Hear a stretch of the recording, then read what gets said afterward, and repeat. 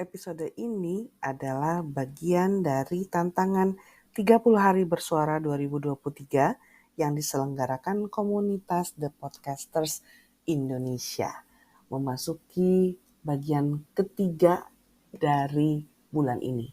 2/3 sudah saya lalui, episode 1 sampai 20 sudah bisa kamu dengerin di Spotify, Noise, dan platform lain. Silakan berkunjung ya ke podcast saya Randomness Inside My Head by Rijo Tobing. Nah, pada hari ini temanya adalah ikhlas. Aduh, saya beneran pengen tepuk tangan deh sama yang bikin rangkaian temanya. Coba ya, hari 19 pengalaman. Hari ke-20 andai. Terus udah andai apa? Ya ikhlas. Ya harus emang merelakan kalau segala sesuatu tidak berjalan sesuai harapan, sesuai rencana, karena begitu banyak variabel dan faktor di luar sana. Ikhlas. Ikhlas, legowo, kurang lebih sama ya. Jadi bersikap menerima, berdamai dengan kenyataan bahwa ekspektasi kita tidak terpenuhi, tidak patah dan kalah, tetap tegak berdiri dan tetap optimis, menyongsong masa depan dan menyusun rencana yang baru. Kayaknya itu deh ikhlas buat saya. Yang paling membuat saya ikhlas sepanjang hidup ini adalah keputusan untuk menjadi ibu rumah tangga. Percaya deh, itu bukan keputusan yang gampang. Karena menjadi ibu rumah tangga berarti melemparkan diri saya ke dalam sebuah kondisi ketersendirian. Ya, saya sadar betul itu walaupun saya tidak melihat contohnya di sekitar saya. Karena ibu saya bekerja di luar rumah, beliau adalah dosen. Begitu juga dengan kakak-kakaknya, ada yang kepala sekolah, ada yang guru, ada yang kepala asrama. Jadi saya dikelilingi dengan sosok wanita-wanita karir gitu yang merintis merintis karir di luar rumah, menjalani profesi mereka dengan penuh kesungguhan hati sekaligus mengurus rumah dan keluarga masing-masing. Menjadi ibu rumah tangga adalah keputusan yang saya ambil secara kondisional. Jadi karena waktu itu anak saya sakit, refer ke episode sebelumnya ya please. Aduh, ini beneran cakep deh nyusun temanya karena saya jadi gampang gitu buat bilang, ya ini ada di episode ini kalau kamu mau merujuk ke cerita yang itu gitu kan.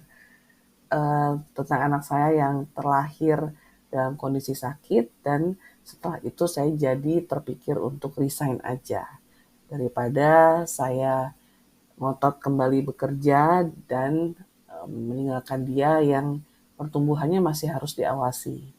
Ya kalau lahirnya keadaan sakit kan kita jadi was-was ya, apakah nanti perkembangannya normal, sesuai dengan usianya atau enggak, perlu pengawasan, yang gimana-gimana enggak. Saya nggak kebayang waktu itu untuk meninggalkannya ke babysitter dan kembali bekerja di Jakarta.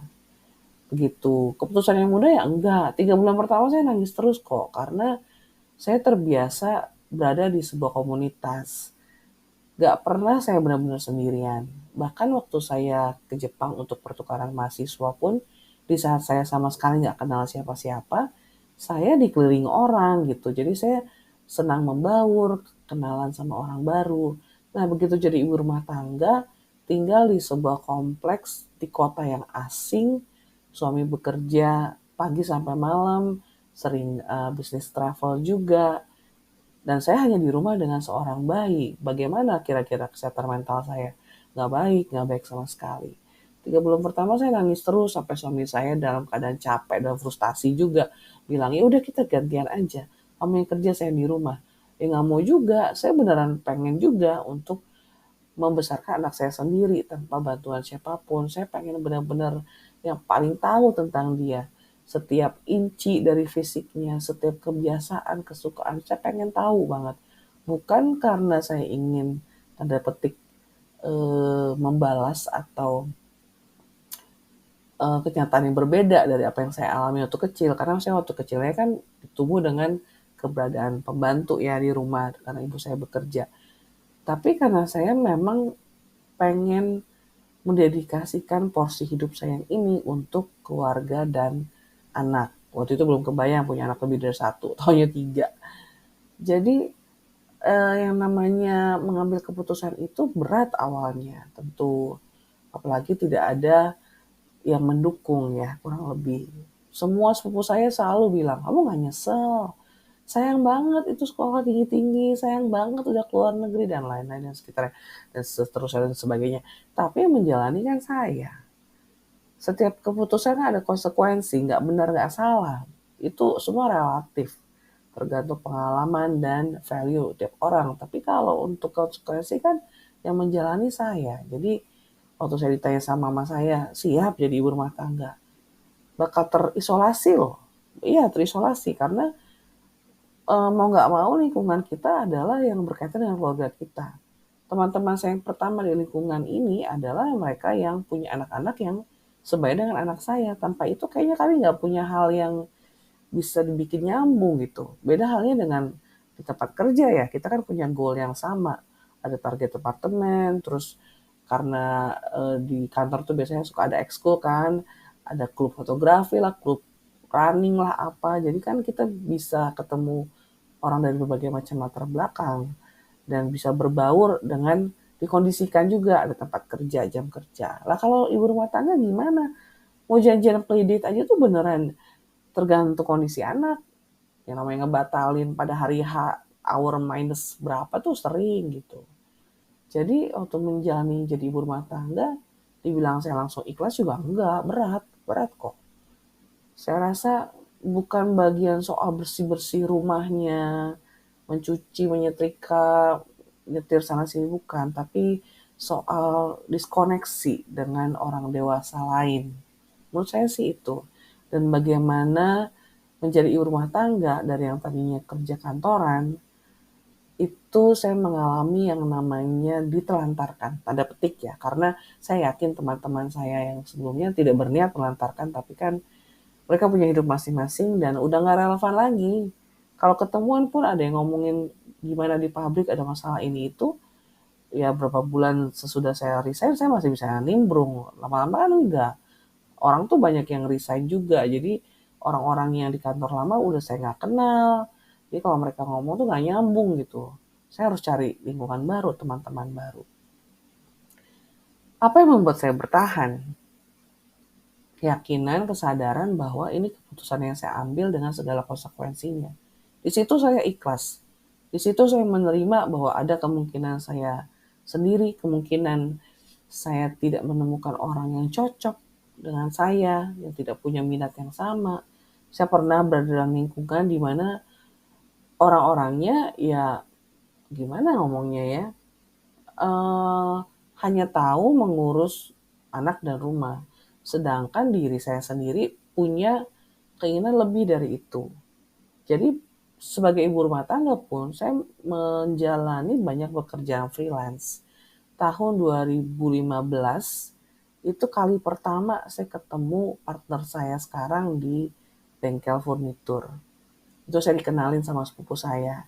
Dari situ pelan-pelan bikin workshop, cari tukang, ngejalanin pelan-pelan. Gak bisa cepet-cepet karena prioritas saya memang keluarga, mengurus anak-anak. Lalu 2016 saya menulis novel. Itu mengurus pencetakan, perjanjian penitipan buku di toko-toko buku besar dan lain-lain. Lalu saya juga pernah menjadi guru bahasa Inggris, itu diminta sama teman ngajar kelas in-house untuk sebuah perusahaan dekat rumah. So apa lagi ya? Oh, buka toko perlengkapan bayi juga pernah 2 tahun. Harus tutup karena kami sekeluarga sempat pindah ke Swiss. Jadi saya tuh masih berdaya dan saya nggak pengen punya kalau istilahnya Joshua ini kelembaban sama dengan nol. Nggak pengen stagnan gitu. Saya masih pengen pursue many things gitu, pengen achieve many things, bukan untuk glory apa saya enggak, tapi karena saya tahu saya dikasih banyak talent, apa kapasitas, jadi saya harus memberi banyak juga ke lingkungan saya gitu. Jadi prinsip saya diberi untuk memberi, untuk menyalurkan itu kayak bejana saya diisi air untuk bisa mengalirkan air ke tempat lain gitu. Jadi waktu menjalaninya berat, Cuma perlahan-lahan karena saya bisa melihat masih ada yang bisa saya lakukan kok. Selain menjadi ibu rumah tangga yang memang berfokus pada keluarga, saya ikhlas menjalaninya hari demi hari. Apakah ada hari-hari buruk di mana saya menyesal meratapi nasib, berandai-andai? Ada kok. Saat-saat di mana hormon yang bulanan itu datang kan, itu masa-masa paling terpuruk seorang wanita kan, sensi, terus nangis gak jelas, semua pikiran kalut, ngandai-ngandai, kayak gitulah. Alami, rangkul aja semua proses itu. Cuma jangan berkubang lama-lama menurut saya ya. Harus cepat, karena kita udah tahu yang benar, harus cepat untuk bangkit dan bilang, oke, saya memang mengalami itu, saya akui, tapi saya memilih untuk mengalami, merasakan hal yang lain. Jadi waktu saya lagi wallowing in self pity, misalnya nih ya, anak lagi susah makan, terus sempat kepikir, seandainya waktu itu saya masih ngantor, jam segini saya lagi sibuk meeting gitu, nggak usah mikirin ini anak lagi susah makan, makanannya dilempar-lempar ke bawah, itu segala macam kertas koran yang jadi alas di lantai udah nggak jelas, gimana bentuknya juntrungannya, stres, harus makan 3 kali sehari pula. Saat berandai-andai gitu, saya mengingatkan diri kembali bahwa saya udah ikhlas dan saya memilih untuk mencari solusi dari masalah saya sekarang, bukan memikirkan seandainya dulu saya mengambil keputusan yang berbeda, apakah saya akan menjadi orang yang berbeda dengan situasi berbeda? Ya pastilah, pasti. Ya, jadi saya ikhlas dengan semua yang sudah saya lalui, saya akui semua perjuangan, kesusahan, kegembiraan, keputusan-keputusan yang salah yang saya ambil. Dan saya juga ingin teman-teman pendengar podcast ini juga ikhlas menjalani hari demi hari, ambil keputusan, ambil tindakan dengan segala konsekuensinya, bersiaplah. Kalau mau berandai-andai kan apa tadi? Saya bilang, kok tadi sih di episode lalu, berandai-andai untuk segala kemungkinan yang bisa terjadi di masa depan, bukan penyesalan di masa lalu. Berandai-andai dan semoga hari ini, hari depan selalu menjadi lebih baik. Tetap semangat ya. Sampai ketemu di episode besok. Bye-bye.